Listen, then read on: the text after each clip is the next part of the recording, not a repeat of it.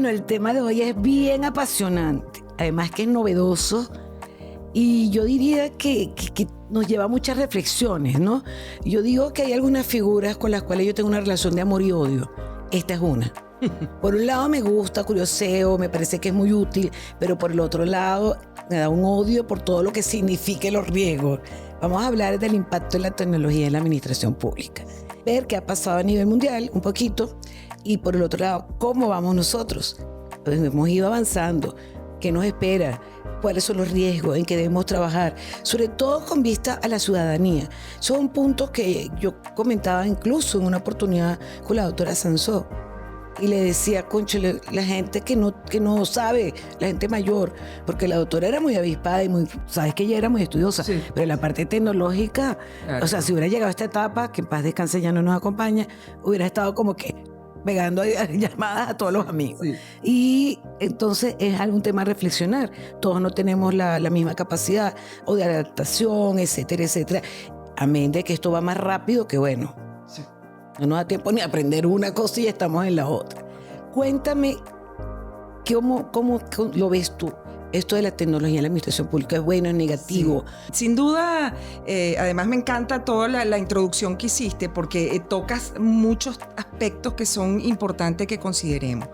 Sin duda, a nivel internacional, ya no se trata de una tendencia. Esto está y el impacto en cada administración pública es distinto. Y es distinto según el desarrollo tecnológico, no solamente de la propia administración, sino del desarrollo de la sociedad en donde esa administración pública corresponde actuar. Y sin duda hay un aspecto muy interesante y es que ya en la actualidad el desapego documental es absolutamente un aspecto de total relevancia. Incluso por economía, alquilar una oficina más grande como tenían antes los abogados. Para los archivos, eso ya es una cosa así. Entonces, eso implica además una instalación de la tecnología con distinta intensidad y en esto hay como dos aspectos que hay que tener muy en cuenta. Por una parte, los derechos del administrado. Y por otra parte, la administración en el sentido que la administración y el administrado no se encuentren disociados en una realidad tecnológica que además el administrado tiene derecho como consecuencia de la administración pública del cumplimiento de su deber de prestación de servicios públicos, de relación con los administrados, y es necesario que de alguna manera eso esté acompasado para que el administrado de alguna manera se sienta parte y no se sienta, digamos, al margen de un desarrollo tecnológico exagerado. Por otra parte, la administración pública, desde el ámbito de la administración pública, está obligada, de tal manera que esos son aspectos que hay que privilegiar.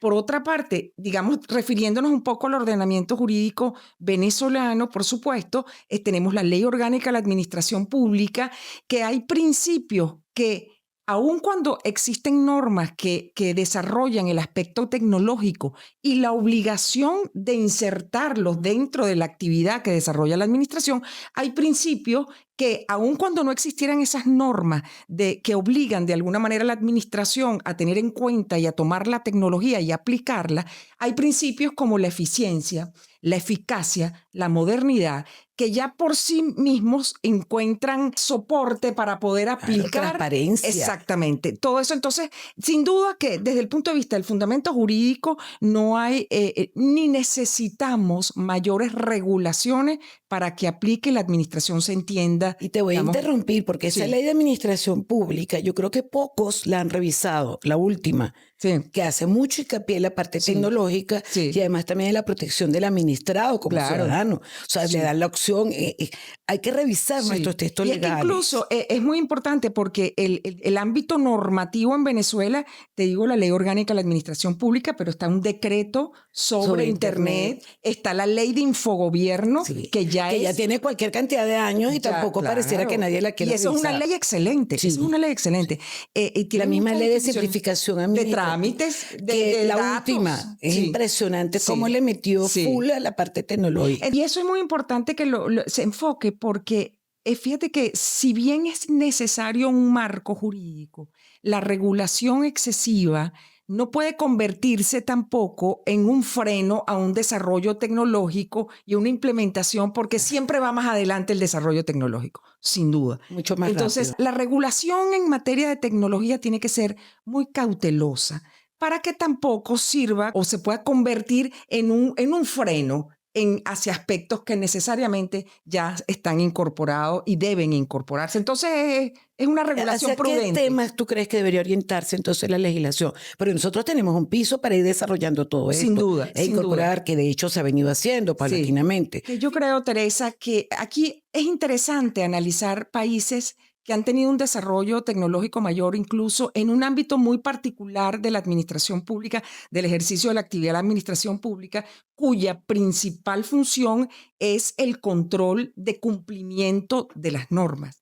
Eso, y más allá de por supuesto, de la prestación de servicios públicos, es indispensable, o sea, son parte, por supuesto, digamos, en un sentido muy integral de la actividad que desarrolla la administración pública. Y existen experiencias en los cuales se utiliza la inteligencia artificial, por ejemplo, para controlar el cumplimiento de la norma. Pasan experiencias, yo te diría que siempre la experiencia ha sido positiva. Sin embargo, hay aspectos, y por ejemplo, pudiera comentarte un caso que ocurrió en Barcelona, España, donde hay una zona, hay unas vías que ellos llaman de bajas emisiones, que el control de los vehículos está limitado por el grado de contaminación que pueda generar el vehículo que transite por allí. Y eso se le asigna, eso está vinculado a una matrícula. El tema es que hay un municipio en una vía específica en Barcelona en donde se restringe el acceso a cierto tipo de vehículos que no tengan una condición, digamos, ambiental favorable a esa zona porque es una zona muy contaminada. Y por ejemplo, ocurrió que una ciudadana transitó por la vía, cuando llegó a su casa se encontró con una denuncia que le llega ya directo al correo, se hacía una denuncia y eso implicaba la imposición de una multa por haber pasado esa vía sin estar autorizado por la matrícula asociada al permiso de contaminación. Cuando la señora abre su correo, se da cuenta que le impusieron una multa. Y entonces ella dice, no puede ser, esto no es posible, y ya les digo por qué. Ella recurre al día siguiente, va al ayuntamiento, el equivalente a las alcaldías aquí, va al ayuntamiento y ella introduce un escrito de descargo. ¿Y qué ocurrió? Ella alega que ella transitó en efecto por esa vía, pero ella transitó en una grúa, porque ella iba a un desguace. Ay, lo que llaman los españoles una chivera, lo que para nosotros es la chivera. Ella iba a un desguace, pero entonces, ¿qué ocurre? Que la inteligencia artificial no es capaz de interpretar que ella circuló, y en efecto estaba la foto donde ella transita en una grúa, y por supuesto, ¿eso qué implica? Más allá del caso particular, por supuesto, que para el administrado tiene que haber la posibilidad de siempre argumentar ante un humano, ante un funcionario. Porque ¿qué ocurre? De dejar el procedimiento tal cual como está, todas las veces la inteligencia artificial que se aplica en ese caso iba a reflejar el mismo resultado. Claro. Entonces, ¿qué es lo que se previó? Que siempre el ciudadano, y esto más allá de otros casos que han ocurrido, es necesario que se contemple la posibilidad de una salida expedita del sistema, y eso solo puede hacerse cuando tú permites y además lo regulas, que la posibilidad de recurrir de una decisión sea ante un humano. Y eso se convirtió en norma. Es decir, el ciudadano tiene que tener siempre la posibilidad de poder recurrir ante un humano. ¿Por qué? Porque pueden ocurrir situaciones como esta en las cuales, si bien es maravilloso, por ejemplo, como ha ocurrido también en el caso de control de velocidad. Entonces, hay países donde ocurre esto, pero fíjate, por ejemplo, este otro tema que también nos coloca entre situaciones muy particulares. Ocurrió una vía en un municipio, Lloret de Mar, en España, donde está regulado el control de velocidad, y es una vía de alto tránsito. O sea, es una vía principal que un ciudadano puede transitarla 2 y hasta 4 veces al día. Y había un control de velocidad cuyo control de cumplimiento estaba a través de un sistema inteligente fabuloso que, cuando transitaba a exceso de velocidad del límite permitido, simplemente te llega a tu correo una denuncia y es la imposición de una multa por haber. Entonces, ¿qué pasa? Que eso se trata de sanciones que eran acumulativas, es decir, con 3 veces que excedas el límite de velocidad, pierdes la autorización, además de una multa por 1.000 euros. Claro que no es tonto. Entonces, ¿qué ocurría? Que además había un tema bueno, que la velocidad era así como que estaba muy por debajo, pero más allá de ese tema, ¿qué es lo que ocurre? Que cuando se trata de reincidencia, la alerta a la primera infracción tiene un efecto en el ciudadano, que ya tú conoces, Que hay un de control. reincidir es probable que que funciona. ¿Y cuál es la consecuencia? Claro. Pero entonces, ¿qué ocurría? Que llegaban ciudadanos que pasaban en un día 4 veces y cuando abría su correo tenía 4 multas. Ya había perdido. Y ya perdió la licencia. Son ese tipo de aspectos que, por supuesto, estoy hablando de los casos como excepcionales, pero que de alguna manera colocan a cómo ponderar cómo tiene que ser esa norma cuyo cumplimiento va a ser exigido de manera automatizada. Entonces, es por ejemplo, porque ¿qué pasa? Ya nosotros quizás en Venezuela todavía estamos en procesos de sustanciación y no de decisión. Cuando comporta una decisión hay que tener especial cuidado cuál es esa norma que lo permite, cómo va a estar estructurada. La estructura de la norma tiene que cambiar. Entonces, por ejemplo, hay que evitar conceptos jurídicos indeterminados, la norma tiene que ser especialmente clara. Como uno maneja la inteligencia Exactamente. artificial. Totalmente preciso. Exactamente. Evitar, por ejemplo, en casos de sanciones, rangos, límites, o agravantes, subjetivas, discrecionales. Que implique el análisis y fíjate del caso que ese concreto. punto es interesante porque al limitar la discrecionalidad es mucho más certera y segura. Exacto. Pero a la vez hay la ponderación siempre del caso concreto. Claro, que se entonces, pierde. sí, fíjate, Teresa, que ahorita con lo que me acabas de comentar, se está utilizando, más allá desde el punto de vista de control de cumplimiento, eventualmente en el ámbito sancionatorio, por ejemplo, las ciudades inteligentes, toda materia de urbanismo. Allí hay unos avances impresionantes. Increíbles. Y a nivel de movilidad, de vialidad. Pero una cosa que incluso hasta estudio para hacer pronóstico de cuánto tiempo le va a durar el mantenimiento a la vía o si está subiendo el incremento del tráfico para tomar eso como medida. Es una cuestión impresionante. Inclusive a nivel de la ingeniería, en muchos países europeos han previsto muchas tecnologías de manera obligatoria para economizar mejor eficiencia, pero cualquier cantidad. Es que incluso, ¿cuál es la idea de la tecnología, digamos, el paso más avanzado que pudiera ser la inteligencia artificial? Es lograr mejor y más cantidad de decisiones. Esa es la idea. Y una muy buena relación entre administrador y administración. Que siempre se había visto como enemigo. Es que aunque no fuese enemigo, nada más tú tener que soportar una cola para un trámite. Ya él cuando llegas a la taquilla, la pobre muchacha le dice, mira. No. Sin duda que bueno, yo creo que eso también es un nivel, ciertos ámbitos de experimentación, pero hacia eso iremos. Y cada sociedad lo tendrá en mayor o menor medida y en mayor o menor tiempo, pero sin duda así, siempre en resguardo de los derechos del ciudadano. Fíjate que incluso la Carta de la Comisión Europea de los Derechos Tecnológicos contempla que cuando se utilice la inteligencia artificial es necesario que el ciudadano, el administrado, pueda tener acceso al algoritmo que se utilizó. ¿Para qué? Por ejemplo, en los Países Bajos se ha utilizado mucho para el caso de subvenciones, de procedimientos de contratación pública, en los cuales existe la posibilidad de incluso reclutamiento de personal, en donde el administrado deba tener posibilidad de acceso al algoritmo para controlar que eventualmente no tenga un sesgo, por ejemplo. Entonces, eso es necesario que cuando sido intervenido. Exactamente. Cuando se utilice, el ciudadano tenga derecho a hacer una auditoría del algoritmo y de alguna manera, digamos, percatarse de que en efecto eso no constituye una violación de sus derechos. Y fíjate que incluso que en las ciudades inteligentes que ahorita estábamos conversando, claro, ya esas son, digamos, tecnologías satelitales. Impresionante. Increíble lo que pueden hacer. Pero fíjate que, por ejemplo, en España, en Madrid, en un caso de un planeamiento urbano que se realizó, porque claro, está el otro aspecto que es el necesario equilibrio que tiene que haber en todo esto, ¿no? En un planeamiento urbano donde se decidían unas ordenanzas, unas zonificaciones, unos permisos específicos. Las variables urbanas para nosotros. Más o menos. Entonces, ¿eso qué pasa? Que la ley exige más allá de la nuestra, en el caso de España, exige una motivación. Claro.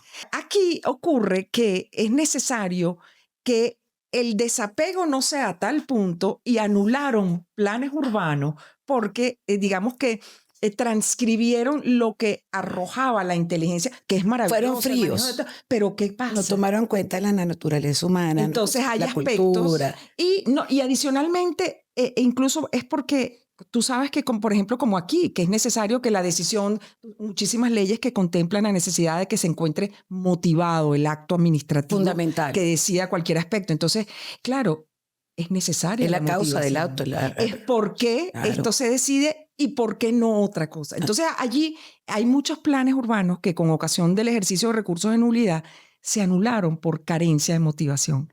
Fíjate Entonces, tú, ese aspecto, claramente está que la inteligencia artificial o toda esta tecnología nos da muchas ventajas. Eso está clarísimo y que va a tener que ser incorporada. Mientras más rápido vayamos montándonos en ese autobús, va a ser mejor para todos. Sin embargo, no es perfecta. Nada es perfecto. Así es. De hecho, el sistema que manejamos ahorita también tiene muchísimas falencias. O sea, que es cuestión de ir cuidando esa. La parte humana no va a desaparecer. Ya, de hecho, hay mucho material que ha ido saliendo y a su vez está publicado en cuanto a la sentencia con el uso de la inteligencia artificial, experiencias de ese tipo. Pero además, un llamado de atención que es bien interesante. A mí España me gusta mucho. ¿Por qué? Porque España legisla de su realidad. Cuando ella detecta un problema que se origina por alguna de estas cosas que van surgiendo, inmediatamente apunta a solucionarlo de una forma legislativa, pero de la realidad. No es aislado, no es porque lo dijo Suiza, no, es su realidad la que legislamos. Fíjate tú que esto nos lleva a un tema que yo creo que es fundamental, las universidades. Mi experiencia como docente universitario, yo siempre digo, y me meto con ellos muchísimo, porque ya uno tiene una edad distinta y una margen de diferencia. Entonces tú les pides algunas cuestiones de herramientas tecnológicas y ellos las manejan muy básicas. Yo a veces les digo, ¿será que los abogados estamos negados a la tecnología? Porque ustedes son otra generación. De hecho, por ejemplo, los mismos míos de la oficina para la firma digital ha sido un caso. Ellos hacen en la foto, lo montan y un montaje de firma. Y no hay manera que entiendan que esa no es firma digital. O sea, el abogado y su estudiante, que cuando está en esa parte formativa, como que se niega. Sin embargo, esto ya tiene que ser parte, no solamente en el derecho, en otras carreras, pero en el derecho fundamental. Máxima en la magnitud de material que nos toca a veces manejar.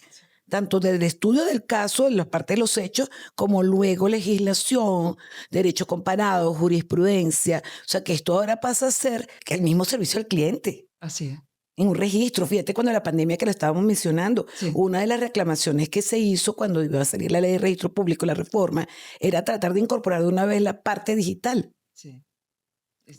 Así es. ¿Cómo ves tú esa parte a nivel de penso en la universidad? Sí, fíjate, yo creo que la universidad, la academia en general está bien clara con el asunto. La verdad es que con ocasiones de intercambios, digamos, de modelos colaborativos que hemos realizado con otras universidades y hemos tenido oportunidad de compartir, ya prácticamente en todos los pensas está programado la incorporación de normas que impliquen el manejo de tecnologías, digamos, básicas para el abogado. Que la verdad es que, digamos, eso es una situación que ha cambiado y es interesante valorarlo.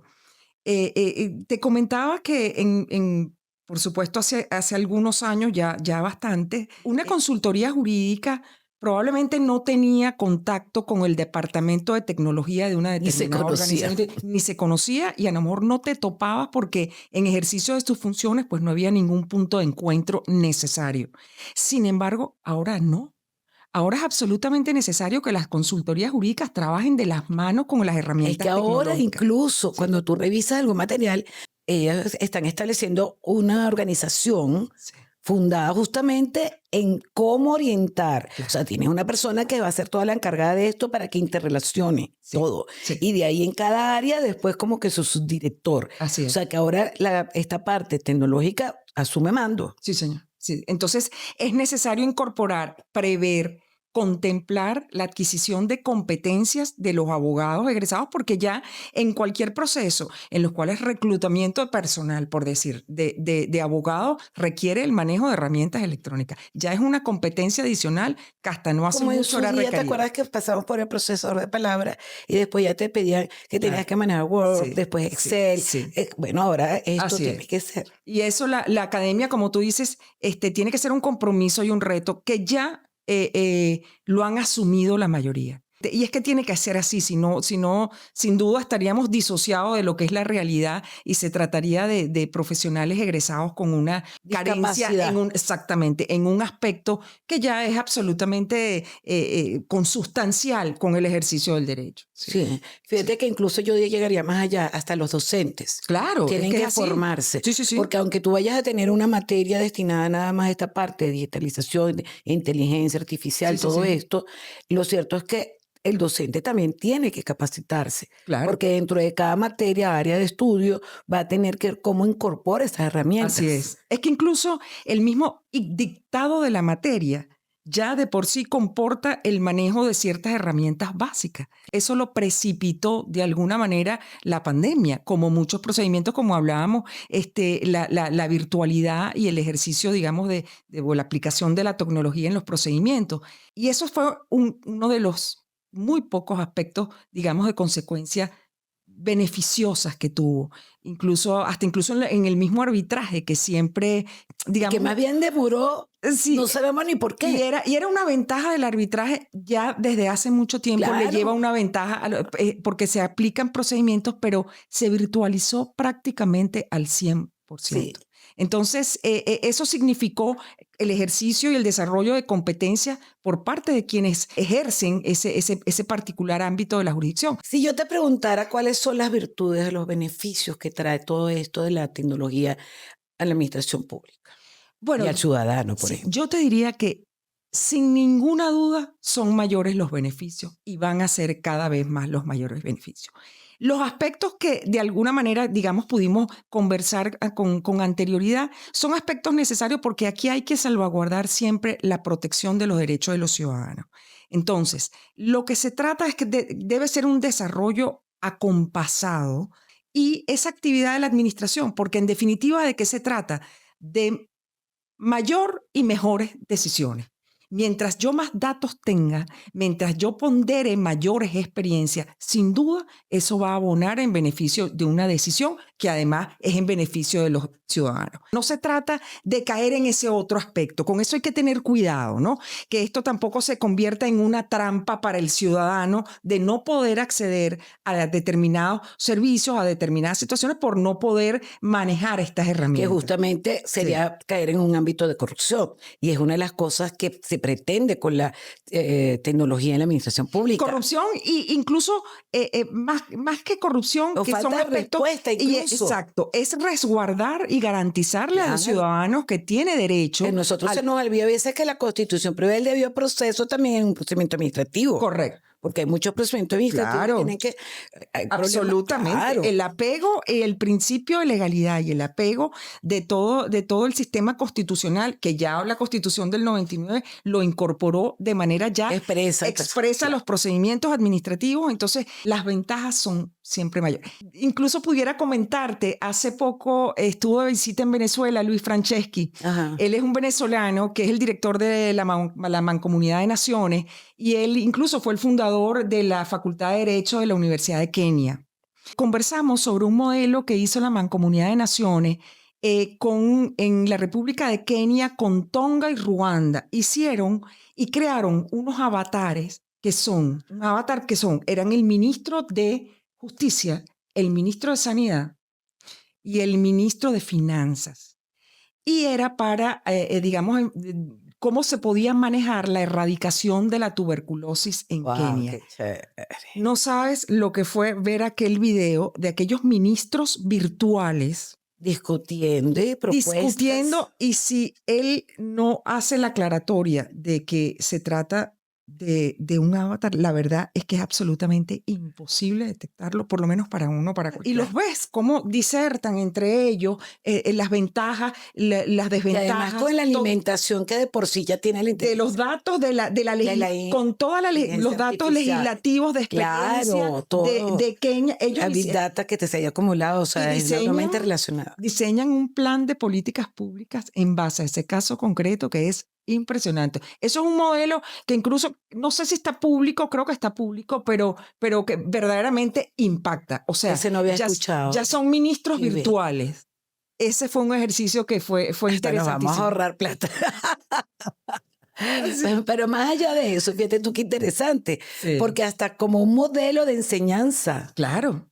que en la misma educación que le estábamos hablando antes, Así es, interesantísimo aplicar ello. Sí, sí, sí. Pero adicionalmente, cuando tú te pones a analizar ese tipo de propuestas, ves como hay unos beneficios, como que hay mucho más eficiencia, eficacia, Sí. ahorro, Sí. la parte económica, y no solamente desde el punto de vista, como estábamos echando broma de lo político, no, sino que ya la parte de papeles, de tales, tener que contratar estudios aparte, que a veces demoran hasta la toma de decisión. Claro. Porque mientras tú haces el proyecto, empiezas, analizas y tal, qué sé yo, cuando llegue ese momento ya se perdió el efecto. Sí, sí. Que ha pasado mucho. Sí, o están desactualizados Por ya eso, los estudios de impacto ambiental de esa ya zona. esa zona Sí, ya se eso pasa. Cambio por los efectos Sí, sí, sí. climáticos, etcétera, Exactamente. etcétera. Como dice el doctor Silento a cada rato, que dice, se nos olvida que nosotros tenemos todo Vargas y toda la parte norte del país es agua. O sea, Así que cuando es. crezca el agua, Así es, ¿para así dónde es. vamos? Son variables, o sea, de consideración Sí. particular, pero que ya las puede ponderar, por ejemplo, ya ese es el grado súper avanzado, pero ministros virtuales. La gran ventaja de la tecnología es ese manejo de los datos. Sí. Y fíjate que hay algo Sí. curioso allí. La LOPA es del año, ya podemos decir siglo pasado. Sí. Aunque parece que no, porque eso no me gusta, representa que yo soy del siglo pasado. No voy a meterme contigo, que No, no. también, pero bueno, porque Se no voy a quedar agradece, yo se solamente. En realidad, fíjate que, y la LOPA ya mencionaba en aquel momento que había que tener la interrelación entre Claro. toda la administración para las Claro. informaciones, coadyuvar, Sí. etcétera, etcétera. ¿Cuándo lo has visto? Nunca. Muy rara vez. Sí, Yo creo que uno de los pocos casos que me impresionó a mí muchísimo fue en las alcaldías en el interior, cuando llevaba la parte de arrendamiento, ellas alimentaban la parte de fijación de canon con el catastro.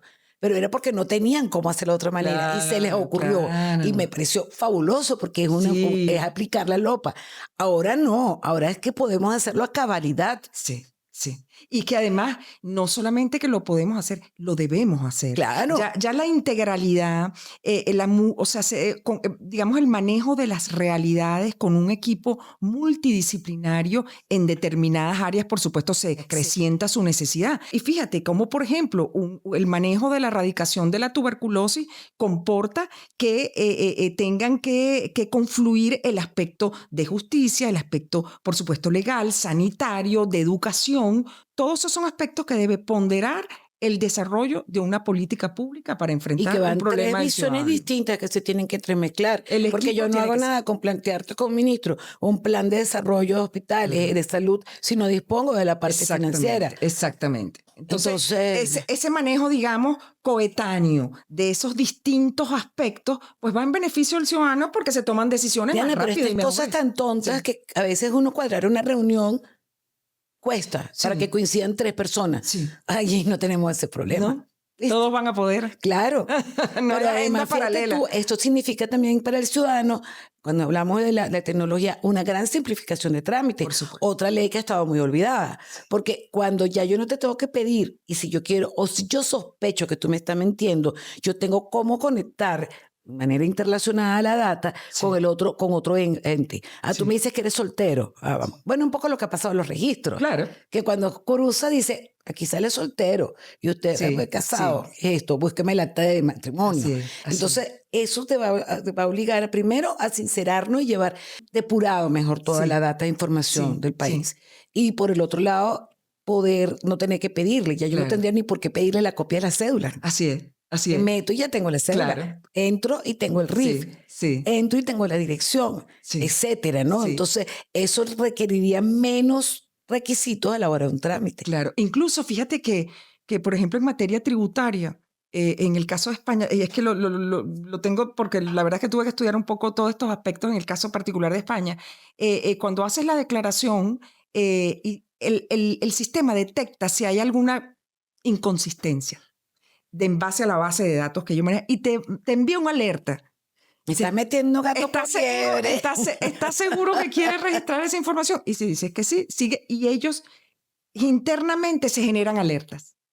Exacto. Y eso ocurre, por ejemplo, en los procedimientos en el ámbito de la Unión Europea, en procedimientos de licitación, donde, por ejemplo, el rastreo de eventuales oferentes de participantes en los procedimientos licitatorios puede generar alertas donde pareciera que hay un vínculo entre esta empresa y esta otra empresa que son igual oferentes y que en principio, por supuesto, no deben estar vinculadas, y eso genera una alerta. Y se produce, digamos, una intervención antes de que, por ejemplo, adjudiques, digamos, la buena pro, otorgues la buena pro.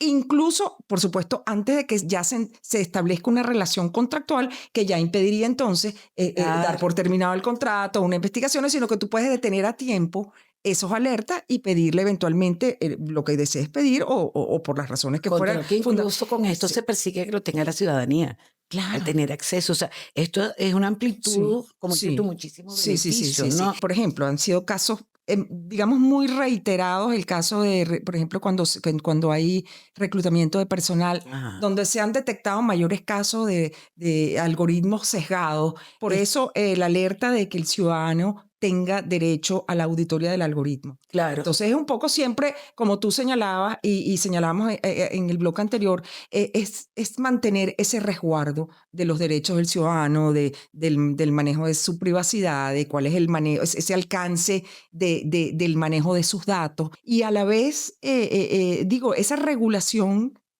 tiene que ser tan prudente, porque tampoco puede convertirse en un freno del desarrollo de la tecnología. Entonces, no puede ser cuesta arriba ni imposible el proceso. Y tampoco quedarse muy atrás, porque entonces dejas de ponderar aspectos que vas a tener que regular, como esa auditoría del algoritmo, asegurar que la posibilidad de recurrir del ciudadano sea siempre ante un humano, bueno, ponderar tu realidad tecnológica, tu realidad social tecnológica. Y un poco, bueno, yo creo que ese es un poco el entrenamiento y aprendizaje de cada sociedad. Tú tienes como especialidad también el contencioso administrativo. Sí. Esto es un poquito como la ley orgánica de la Corte Suprema de Justicia. ¿Recuerdas que fue muy incipiente cuando estaba el contencioso? Y resulta ser que dejó abierto muchas cosas que permitió durante muchísimos años. Y que nada se paró y todo tenía como buscarle solución. Bueno, es una legislación que tendría que ser así, como que deje abierto, muy clara, precisa, pero a la vez deje abierto, porque viene todavía mucho más que no conocemos ni siquiera. Claro, así es. Si quisiéramos buscar un poquito normativa, porque la nuestra ya la hemos comentado, ¿no? A grandes rasgos, quizás nos faltó la de firma y mensaje electrónico, que yo creo que habría que hacer un llamado, porque nadie se inscribe, nadie se certifica la firma. Sí. Entonces, al final, como que un aspecto, todos queremos la tecnología, pero no cumplimos ciertas normas. Es que, sabes, que yo digo, digamos, la adaptación tecnológica es un proceso, como toda adaptación. Entonces, no es solamente reflejar las ventajas y los beneficios, sino hay una convicción, una cultura una transición. Y eso no puede ser impuesto. Entonces, las sociedades tienen como un poco su tiempo y luego de alguna manera eso cada vez va a ser más permeable y va a ser más fácil. Pero yo creo que al principio siempre hay ciertas resistencias inevitables y que todos las tenemos. El miedo al cambio, para empezar. Entonces, es un proceso. Luego ponle la resistencia, que es cierto. Pues, sí. Las hay. Yo creo que nosotros en Venezuela contamos con una regulación suficiente que fundamenta, ampara y da cobertura a toda la posibilidad de implementar procesos tecnológicos. Y sobre la marcha, yo creo que esa regulación prudente lo va a ir internacionalmente ya hay regulaciones, por supuesto. Pudiéramos mencionar algunas, que era lo que te iba a preguntar, Sí. sobre todo como referencia a los fines. Por ejemplo, en España está la Carta de Derechos Digitales, Ajá, la Unión que son Europea de también. la Unión Europea también. Entonces, yo te diría que eso, por ejemplo, allí se contemplan aspectos como auditoría del algoritmo, como la posibilidad de recurrir para el administrado siempre ante un humano, que prevea una salida rápida del sistema, de manera que para amparar sus derechos. Entonces, yo diría que esto es una transición, por supuesto, en doble vía, genera para ambos un proceso de adaptación y que bueno, yo creo que estamos en eso, ¿no? Yo diría que como referencia, sí, ver el material de España y la Unión Europea. Sí. Latinoamérica todo está como en el mismo proceso, está dando sus pasos, Sí. está en proceso. Argentina, Chile están bastante... Chile tiene bastante experiencia, sí, ¿cómo no? sí. Así también. Colombia, pero Colombia Sí. ya creo que hasta los periódicos con una cantidad de novedades por lo del juez aquel que decidió, ¿te acuerdas? Y eso levantó mucha roncha. Sí. Incluso fíjate que ahora que me hablas de lo del juez que comentamos Sí. en ocasión de una reunión, en donde ya, por ejemplo, dispositivos como Alexa han sido llamados a declarar con ocasión de un asesinato que hubo, y Alexa fue llamada a declarar, y eso generó cantidades de aspectos. Por ejemplo, que te digo, Amazon se opuso porque ellos son dueños del algoritmo, eso es parte de confidencial, hay una protección empresarial. O sea, hay una cantidad de aspectos que se vinculan con todo esto que se pierde de vista. Y adicionalmente, por ejemplo, en el caso de Colombia, han dictado cuando el juez, como el contenido de alcance de la utilización de la inteligencia artificial por parte del juez, ellos han como una especie de unos principios que debe tener en cuenta el juez cuando va a utilizar la inteligencia artificial en el ámbito de la decisión. Y digamos, el justiciable en ese momento tiene que tener derecho a conocer cuál fue el porcentaje que utilizó, qué fue lo que utilizó y cómo lo utilizó. Y eso no es un proceso fácil, eso va a tomar tiempo hasta que empiece a ser como cotidiano y ya forme parte de tu día a día. Como así es. Desayunar, almorzar, cenar, bueno, igualito vas a ir sacando información y sabes que tienes que citar esos aspectos porque son relevantes para el control y para la validación de esa actuación por una inteligencia artificial. Pero fíjate que esto pareciera que entonces nos va a llevar que los escritores vamos a tener que tener un asesor técnico en tecnología, porque yo creo que sí, es inevitable, es absolutamente inevitable, porque fíjate que ya, como te comentaba, y digamos en el ámbito concreto de la administración pública, la estructura de la norma va a cambiar. ¿Por qué? Porque el control se trata del control automatizado del cumplimiento de la norma. Es que ya incluso se habla de administración pública electrónica. Incluso hay un país europeo de estos nórdicos, no recuerdo nunca cuál fue, que ya tiene como maquinitas de justicia. Así es. Así es. ¿Viste? Sí, o sea, pero en caso de menor cuantía y cosas que son 2 y 2 son 4. Entonces ya ahí tú metes tu consulta, por decirlo así, y ya te sale la solución, que me parece muy viable, porque hay casos que de verdad, uno que ha trabajado tanto litigando en tribunales, casos que tú dices, ¿para qué inventan? ¿De dónde sacaron para inventar tanto? Y demoran la respuesta. Dime en penal, que a veces, oye, es la libertad, y te recargan el aparato de justicia, y una persona por algo tan sencillo está privada. Con lo que ello significa, pudiendo ser algo que muy rápidamente se... Y eso precisamente abona en favor de que la estructura de la norma tiene que cambiar, tiene que ser una estructura, digamos, en adaptación a esa posibilidad de cumplimiento. Y era un poco lo que te decía. Lo que hablamos de eliminar la discrecionalidad, o sea, tienen que ser muy precisas. Sí, evitar rango. Otra cosa, evitar excepciones, por ejemplo, en la norma, que digamos sea, por supuesto, lo más objetivo, entendiendo como objetivo que no haya necesidad de esa ponderación, esa valoración, el caso concreto, que siempre va a tener que ser. Pero hay casos como lo que tú señalas, que eventualmente quizás eso facilitaría.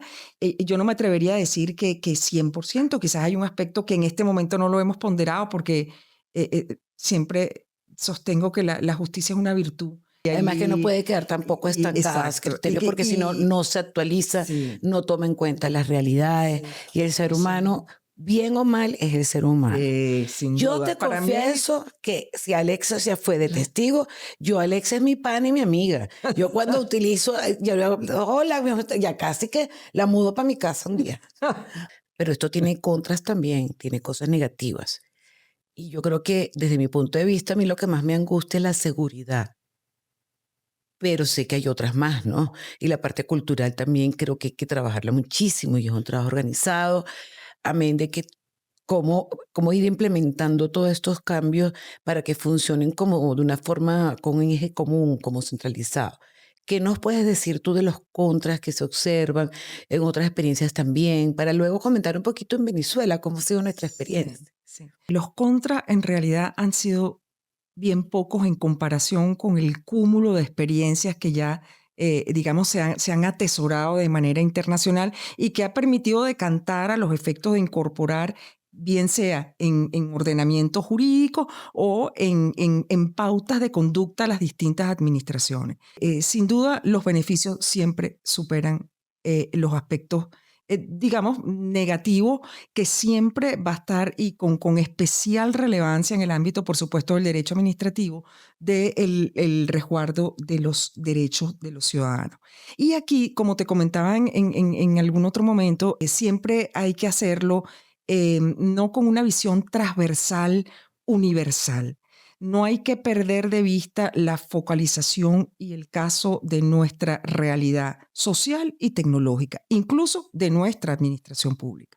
De manera que no perder de vista esos aspectos, porque siempre de alguna manera importar incluso tecnología disociada de lo que es nuestra realidad probablemente sea no solamente una pérdida de recursos, sino incluso una pérdida de tiempo. Claro, no Entonces, sí, yo creo que esto parte de las políticas públicas tiene que ser ese desarrollo tecnológico que incluso lo ordena el constituyente. Lo ordena el constituyente. Y está la ley también de ciencia. Exactamente, al declararlo como un aspecto de orden público. Sí. Y es un poco que eso sea priorizarlo. ¿Y priorizarlo qué significa? Que incluso ese aspecto tiene que ser analizado y ponderado desde distintos puntos de vista. ¿Por qué? Porque eso comporta no solamente de toda la inversión que eso significa, sino que adicionalmente exista personal y ciudadanos con capacidad para que eso en efecto se logre, además con la eficiencia querida, no minimizar y subestimar o usarlo a un nivel muy bajo, siempre tener un poco la perspectiva de ir creciendo. Es que va a tener que ir creciendo, eso ya se sabe de antemano. Exactamente, entonces eso es un esfuerzo Estado-sociedad. Y que además segmentos como este que me parecen muy interesantes porque además nos ponen a reflexionar en ciertos aspectos y cómo todos necesariamente vamos a tener que involucrarnos más tarde o más temprano, bien sea como ciudadano, bien sea como usuario dentro de un procedimiento administrativo, dentro de un procedimiento de contratación eventualmente, incluso desde la academia o como un simple ciudadano en los cuales todos en algún momento vamos a tener que vincularnos o necesitamos vincularlos con la administración pública y necesitamos que eso sea aspectos que además estén tratados de manera transversal en toda la sociedad. ¿Y eso qué comporta? Además hay un aspecto formativo que lleva su tiempo. Lleva su tiempo porque eso tiene que calar, tiene que haber un convencimiento del ciudadano. Es que yo creo que ahí son dos ramas. Uno es conquistar a la ciudadanía. Sí. El cambio cultural es un cambio también en lo que significa la renuencia al cambio. Y luego la formación técnica. Así es. Son dos cosas, la formación ya para poder enfrentar todo esto. Sí, porque incluso ahora que me estás diciendo eso, fíjate que por ejemplo, a mi generación que tocó las primeras computadoras y yo recuerdo que había siempre como un miedo de que si yo hacía algo prácticamente... O sea, aquello iba a estallar y yo iba a hacer un desastre. Se perdía todo. Sí, y entonces yo recuerdo que el primer mensaje que salía en esa computadora, que no voy a nombrar la marca, pero lo primero que apareciera en la pantalla era, no le tengan miedo. Ay, fíjate qué bueno ese mensaje. Y es verdad. Y yo decía, es un poco eso. Entonces, eso hace como un poco de resistencia. En la medida en que uno se sienta, digamos, acompañado en ese proceso, con ese soporte, que ese miedo a la tecnología lo perdamos todo, y me incluyo, porque por supuesto hay aspectos que los jóvenes manejan a las mil maravillas. Y es por eso, porque no le tienen miedo. Es como lo que pasa con el niño, que te dice, pero estos niños nacen no, es que ellos tocan y a ellos no les importa si se perdió, si se fue para otro lado. Ellos le dieron y van probando. Exactamente. Uno no. Minimizar ese miedo significa que tú tengas una vía paralela en caso de hacer algún reclamo, de de alguna reforma de algo más allá, digamos, que sea un procedimiento de sustanciación, pues un poco darle un poco de tranquilidad, serenidad y seguridad al ciudadano de que eso no es, No se acabó el no es mundo. un enemigo que tienes allí. Muy por el contrario, puede ser tu aliado para facilitar. Y yo digo que eso es un poco lo que comentábamos hace un ratico en el caso de la experiencia bancaria. Sí. Ya prácticamente la gente no va a los bancos. Así. Entonces, al principio fue un tema, pero fíjate que ya todo el tiempo que ha pasado, ya todos lo sentimos como nuestra normalidad, es que la excepción si tienes es que ir hacer a un algo banco. al banco, tú dices, bueno, Sí. pero sí que son gafos, Sí. porque no pusieron eso también Sí, digitalizado. ya se te hace algo verdaderamente excepcional porque el sistema es amigable en el sentido de que te facilita y en caso de que le pierdes el miedo, bueno, puedo modificar esto a través de esta vía. Y todo eso es parte de esa cultura digital. Y sabes que eso es recurrente, ese es el consejo o la conclusión que en general cuando uno escucha a cualquier expositor sobre este tema, dice, no hay que tener miedo. Pierdan el miedo, hay que atreverse, ¿no? Y creo que es el primer paso de cambio cultural. Necesariamente tenemos que estar vinculados en resguardo de todos esos aspectos, porque lo que no tiene que haber es un distanciamiento entre el ciudadano y la administración pública. La idea es un acercamiento porque el contacto y el vínculo es inevitable. Y eso es otro cambio cultural. Así es. Nosotros como ciudadanos vemos a la administración pública como enemigo, Sí. no como nuestro colaborador en muchas cosas. Sí, él puede sancionarnos en algún momento, pero el ciudadano de la mano de la administración pública es que debería trabajar Así es. en el bien colectivo, en el bien común, concepto que nosotros también tenemos que desarrollar, Así que lo es. tenemos muy lejos dentro de nuestra Sí. perspectiva. Y es el ¿no? compromiso de la administración pública, tiene que ser ese. así Tiene es. que ser ese. En la medida que el ciudadano observe que el cumplimiento de la norma se verifica con absoluta transparencia, justicia, objetividad, pues bueno, en esa misma medida logras un Vas mayor confiando. compromiso del ciudadano. Así es. Así es. Hay algo que me encanta, que tú constantemente hablas de los derechos ciudadanos, sobre todo que a veces ellos se sienten como ignorados, burlados, y hay muchas herramientas en nuestro régimen legal en general que les permiten a ellos participar, hacerse activos. Yo creo que deberíamos también hacer un llamado a que ellos hagan efectivos esos derechos, no quedarse como invitados de piedra o no participar, que es lo que pasa muchas veces. Se discute una ordenanza, cualquier cosa, y nadie va. Después nos quejamos de que pusieron, no sé, un edificio que me quitó la vista. Pero no, tenemos que irnos acostumbrando a ser parte de todo esto. Y que si queremos exigir derechos, también tenemos que participar cuando se está trabajando en ellos, ¿no? Sí. Y cambiar ese rol tan pasivo del ciudadano. Si tú me preguntas cómo me imagino yo esto operando, sobre todo incluyendo al ciudadano, y como llamo yo mucho el ciudadano de a pie, me encanta porque creo que es para quien uno trabaja mucho, ¿no? Sí, sí, sí. Yo creo que en la primera etapa de transición tendríamos que tener que en la práctica pasa y no nos damos cuenta. Unos cybercafé con gente joven, ¿sabes? Que estén ayudando a personas mayores a cómo hacer su solicitud, cómo plantear sus peticiones ante la administración, le abra su correo, la vaya haciendo una inducción muy sencilla, porque es otra cosa, la parte tecnológica, el que es experto trata, tú sabes, de meterte a aquella tecnología con aquellos términos y tal, que uno se quede que... Sí. Mientras que si te lo dicen de una forma sencilla, ellos captan rápido. Bueno, hasta que toda esa cultura vaya arropando y ya estemos todos acostumbrados. Claro. Parece que sería tan bonito y en la práctica es lo que pasa, porque tú vas a una solicitud a un organismo público y al lado está un cyber. Sí. Ya para ir cerrando, Sí. Venezuela y su experiencia. ¿Cómo lo ves tú? ¿Hemos avanzado? ¿No hemos avanzado? Sí, sin duda, sin duda. Ya incluso de esta interesantísima conversación que hemos tenido, podemos arrojar sin duda situaciones que ya de por sí implican que nos hemos ido desarrollando.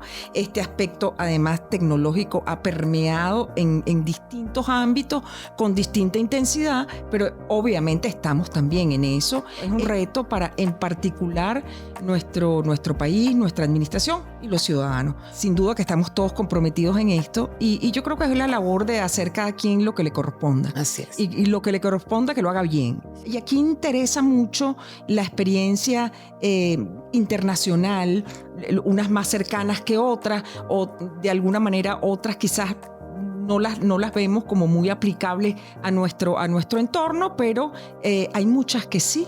Entonces ir un poco aprendiendo de eso, y además yo creo que la regulación en Venezuela ha sido bien prudente, como tiene que ser la regulación en estos ámbitos, bien cautelosa de no exceder una regulación que sirva entonces de freno, que vaya a ser un freno para la implementación de ciertas tecnologías. Que no se constituyan enemigos. Sí, es un punto, es así algo bien minucioso, pero por supuesto perfectamente posible de hacer, y que yo creo que con el tiempo se va a ir desarrollando. Y es esa posibilidad que se les abre a todos estos estudiantes, que sin duda es un reto, es un estímulo, es una motivación para ellos para formarse.